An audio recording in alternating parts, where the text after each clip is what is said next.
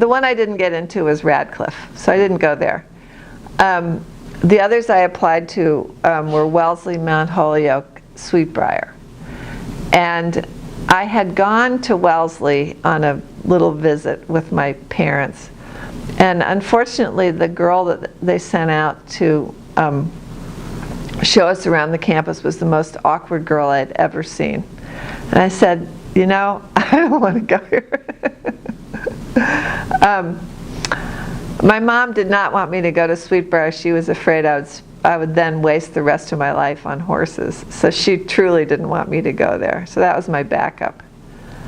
And so I got to Vassar, and it was a revelation. When I first went there, they were still talking about maybe moving to New Haven and becoming a part of Yale. And then in the middle of my freshman year, they decided they weren't going to do that. And Yale decided they were going to go co-ed, and Vassar decided they were going to go co-ed. But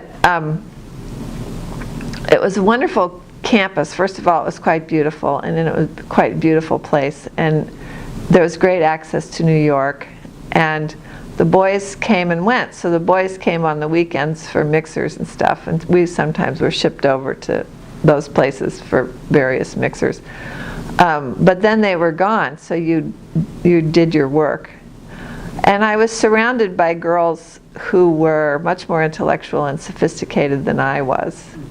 And so I paid attention to what they were doing. And I just loved it. And I loved the library. I would go spend lots and lots of time in the library. My professors were very encouraging, and I love my classes. So it was a good way to get out of town. I didn't look back. I didn't want to go back.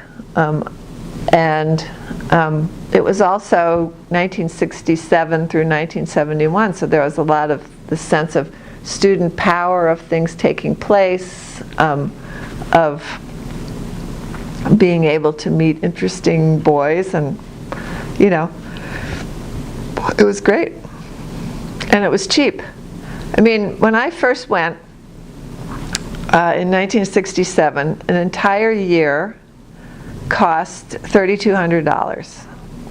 That included tuition and room and board. And books were cheap. When I graduated senior year, the price had shot up to $3,600. And people expected that. People expected even a privileged education like that to be reasonably priced. And my first boyfriend, who was a basketball player at Yale, he was there on a full scholarship. And it wasn't a basketball scholarship. He was a presidential scholar and a national merit scholar. And he was a very smart guy, and they were glad to have him on the basketball team too. But the way he chose was they invited him to visit Princeton, Yale, and Georgetown. And since he was 6'10", he chose by which bed was the most comfortable. And so that's how he chose Yale. And he was in the class of 1970, which was the class where the Dean of Admissions decided he was going to pick the best students he could get, whether they had any connection or were legacies or at all. And so it was quite an interesting class, because it was mostly middle-class guys who were very smart, who were allowed inside the gates. And in some ways they were appalled by what they found inside the gates. They didn't know this kind of privilege really existed. And that was interesting for me too. I didn't feel that way about Vassar, but I do remember when I first went to Yale on a date, and we went into the dining room.